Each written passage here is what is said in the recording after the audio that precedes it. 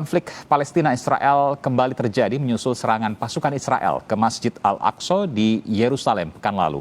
Indonesia mengecam keras serangan itu dan meminta kekerasan ini segera dihentikan.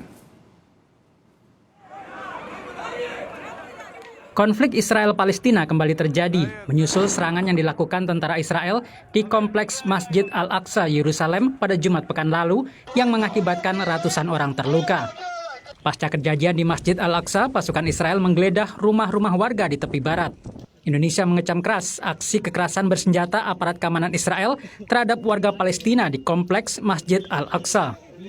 Di akun Twitter resmi Kemenlu RI disebutkan, tindakan kekerasan terhadap warga sipil tersebut tidak dapat dibenarkan dan harus segera dihentikan, apalagi dilakukan di tempat ibadah Masjid Al-Aqsa di bulan suci Ramadan. Pengamat hubungan internasional Universitas Jenderal Ahmad Yani, Hikmawanto Juwana menyebut, Indonesia seharusnya tidak hanya mengecam, tapi ikut membuat rancangan resolusi di PBB untuk mengutuk tindakan Israel. Kalau Indonesia pada saat Amerika Serikat mengutuk Rusia karena melakukan serangan ke Ukraina, berani menjadi co-sponsor dari resolusi tersebut, pertanyaannya kenapa Indonesia tidak berani menjadi sponsor atas resolusi yang mengutuk tindakan Israel dan meminta agar rakyat Palestina diberi kebebasan untuk menjalankan syariatnya di Masjidil Aqsa. Ya. Perdana Menteri Israel, Naftali Bennett, menuding kelompok perlawanan Palestina Hamas yang pertama kali menyulut kekerasan di Yerusalem. אני רואה בחומרה את ההתבטאויות שמאשימות את ישראל באותה אלימות שמופנית נגדנו, ועוד יש מי שמעודד לזרוק אבנים ולהפעיל אלימות כנגד אזרחי מדינת ישראל. Kekerasan di Masjid Al-Aqsa dikecam oleh banyak negara. Kementerian Luar Negeri Tiongkok meminta semua pihak yang bertikai menahan diri demi menghindari jatuh korban yang lebih banyak. 维护和尊重耶路撒冷宗教圣地的历史现状，保持冷静和克制。 避免局势继续激化甚至失控。 Hingga saat ini bentrokan lanjutan masih terjadi atas aksi kekerasan aparat Israel di Masjid Al-Aqsa. Sejauh ini ada 158 warga Palestina yang terluka dan 6 orang luka serius. Komunitas internasional harus bersatu untuk menyelesaikan konflik Palestina-Israel sehingga tidak ada kekerasan yang mengakibatkan korban sipil. Saudara, konflik panjang Israel-Palestina masih berlangsung hingga detik ini. Terbaru, Israel melakukan serangan di kompleks Masjid Al-Aqsa, Yerusalem pada Jumat lalu dan mengakibatkan lebih dari 150 orang terluka. Ini semakin menambah catatan panjang serangan Israel atas Palestina yang dilakukan selama bulan Ramadan. Dan meski tidak sedikit dilakukan di luar bulan suci umat Islam itu. Mengapa konflik ini tak pernah selesai? Bagaimana seharusnya komunitas internasional termasuk Indonesia ikut menyelesaikan konflik ini? Kita tanyakan pada jurnalis senior harian Kompas, Mustafa Abdurrahman. Assalamualaikum, selamat siang di sana ya, Bung Mustafa. Ya, selamat siang atau selamat sore di Jakarta ya. Selamat, iya. Kita sudah memasuki malam di sini di Mesir ya. Anda di Kairo, ini masih siang. Tentu masih berpuasa di sana. Iya. Iya. Kami sudah berbuka di sini, baru saja berbuka. Bung Mustafa, saya ingin bertanya terkait dengan konflik Israel-Palestina yang terus berlangsung dan menyita perhatian apalagi di tengah bulan suci Ramadan kali ini. Apa yang terjadi sesungguhnya?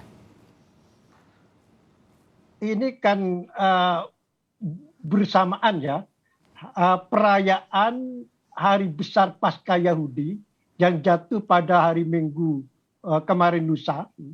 Dan ini bersamaan dengan bulan Ramadan, di mana setiap perayaan Hari Besar Paskah Yahudi, kaum ekstremis Yahudi ini punya ritual mendatangi Masjidil Aqsa secara massal. Dan ini memang kebetulan pas bulan Ramadan, ini kan bulan sensitif bagi umat Islam, maka terjadilah eskalasi kekerasan pekan ini.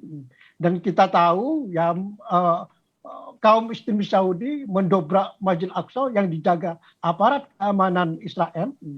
Dan kemudian terjadi bentrok di kompleks Masjid Aqsa tersebut yang membawa korban luka-luka cukup besar ya, gitu kan. Iya, jadi itu Mas. Iya, tadi Anda mengatakan bahwa kaum ekstremis Israel ya, atau Yahudi tadi yang katakan, yang kemudian datang ke Masjidil Aqsa yang bersamaan pula pada bulan suci Ramadan ini juga digunakan bagi umat Islam di sana untuk beribadah lebih banyak. Saya ingin bertanya, apa yang dilakukan mereka, kaum ekstremis ini?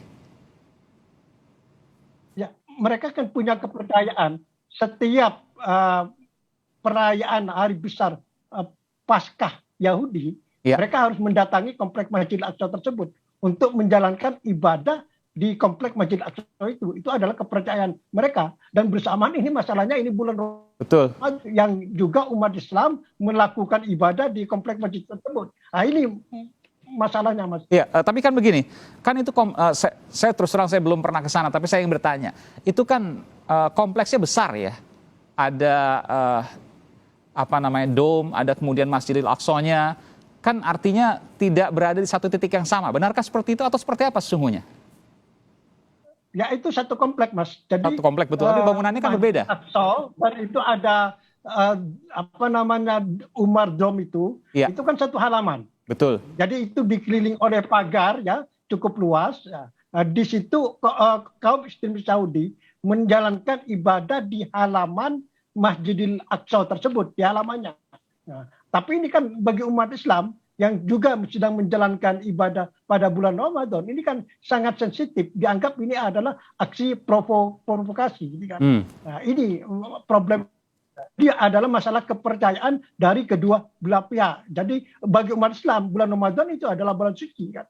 Nah, dalam waktu yang sama, bagi kaum ekstremis Yahudi, ini adalah yang menurut kepercayaan mereka. Mereka harus melakukan ibadah pada hari Paskah tersebut. Dan memang ironinya, ini bersamaan, jadi hari Paskah bersamaan terjadi pada bulan suci Ramadan ini.